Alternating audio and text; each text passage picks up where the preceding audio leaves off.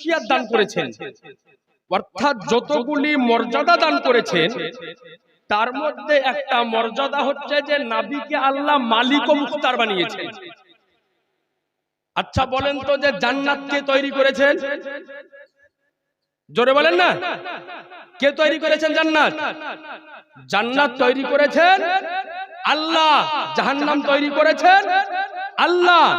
আসমান ও জমিনে যাহা কিছু রয়েছে সমস্ত কিছু সৃষ্টিকর্তা আল্লাহ। তো জান্নাত তৈরি করেছেন আল্লাহ, কিন্তু আল্লাহ পাক ওই জান্নাত তৈরি করে জান্নাতের মালিক আমার রাসূলুল্লাহকে বানিয়ে দিয়েছেন। বাহ বাহ, একটু জোর করে সুবহানাল্লাহ বলবেন না?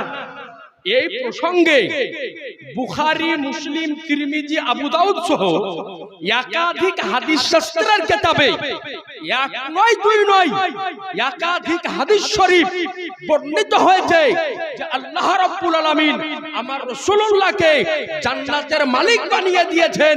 এই জন্য আল্লাহর জান্নাত যদি পেতে হয় তো সর্বপ্রথম আমার নবী মুস্তাফার কাছে যেতে হবে। পৃথিবীর বুকে যেই ব্যক্তি নবীকে আপন করে নিল, মাহশারের দিন আল্লাহ পাক তাকে জান্নাত দান করবে। আর যেই ব্যক্তি নবী থেকে দূরে হয়ে গেল ও ব্যক্তি জান্নাত পাবে না। এই জন্য আমারও আপনার সর্বপ্রথম ঈমানি দায়িত্ব এবং চেতনা হলো এটাই যে নবী মুস্তাফাকে সর্বাপেক্ষা সর্বাধিক সবচাইতে বেশি মুহাব্বত করতে হবে, ভালোবাসতে হবে। তবেই মাহশারের দিন আমিও আপনি ওই জান্নাতের হকদার হতে পারবো। এই জন্য তো আমার আলা হযরত আজিমুল বরকত মুজাদ্দিদুদ্দিন মিল্লাত ইমাম ইশক ও মুহাব্বত ইমাম আহলে সুন্নাত ইমাম আহমদ রাজা খান ফাজলে বেরলভী রাদিয়াল্লাহু আনহু বলেন, তুঝসে ওয়ার জান্নাত সে কিয়ামত লা ওয়াহাবি দূর হো।